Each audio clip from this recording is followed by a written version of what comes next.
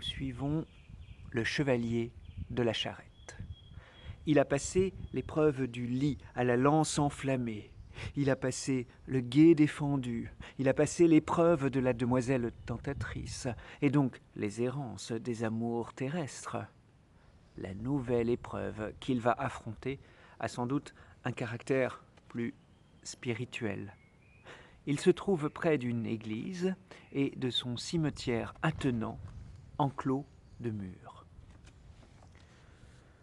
Puis, quand il eut fait sa prière, comme il revenait en arrière, vient à lui un moine très vieux, juste en face, devant ses yeux. Quand ils se croisent, il le prie, très doucement, qu'il lui confie ce qu'était ce lieu inconnu. Et l'autre lui a répondu « un cimetière ». Et il lui dit « menez-moi là, pour Dieu, merci !»« Volontiers, Seigneur ». Et il l'emmène.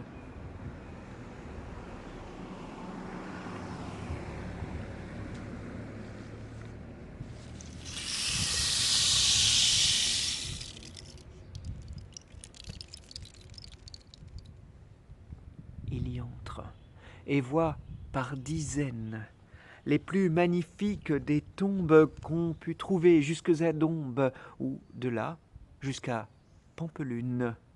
Il était gravé sur chacune des lettres qui disaient les noms des morts.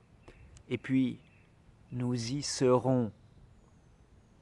Puis lui-même se mit à lire, à haute et triste voix les dire. Il trouva « Ici sera Gauvin, ici Louis, ici Yvain ». Et lut encore beaucoup de noms. Il y avait là tout le fleuron des chevaliers, tous les meilleurs de cette terre, ou bien d'ailleurs. Au beau milieu, c'est là l'épreuve. L'une est de marbre et toute neuve, splendide en beauté, en richesse. Le héros au moine s'adresse. Ces tombes, à quoi servent-elles ? Faut-il que le moine le révèle ? Les lettres, vous les avez vues et vous les avez entendues. Elles ont dit, et ça suffit, ce que les tombes signifient. Et la plus grande, ici dite, à quoi sert-elle ? Et puis, l'ermite, je vous le dis sans balancer, ce monument a surpassé tous ceux qui jamais furent faits. Si somptueux et si parfait, au dehors et plus au dedans. Pour qui l'a vu, c'est évident.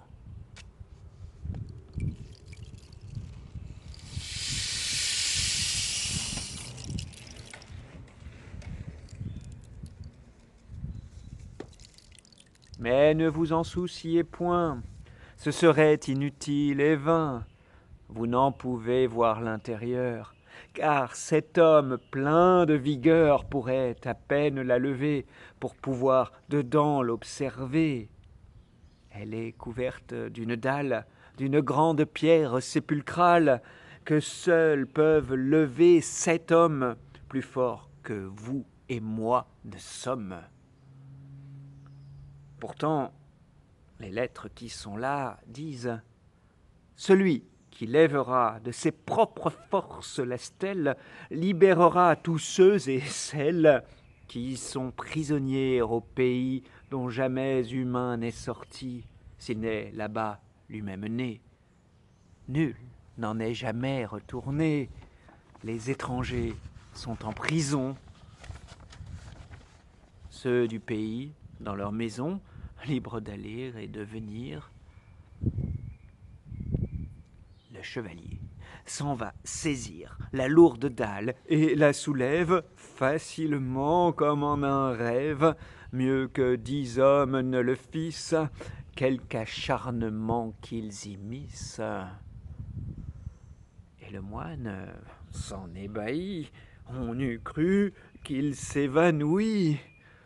Quand quand il eut vu cette merveille, jamais nulle chose pareille ne croyait-il voir en sa vie.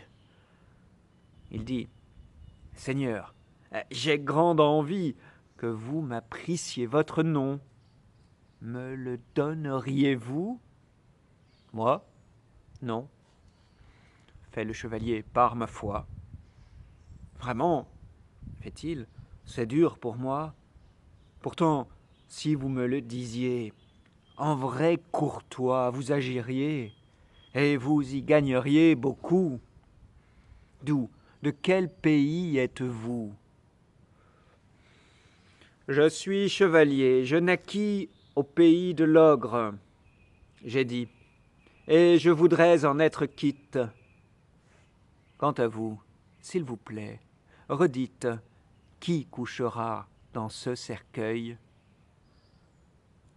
Celui qui finira le deuil de tous les piégés dans la trappe au royaume dont nul n'échappe.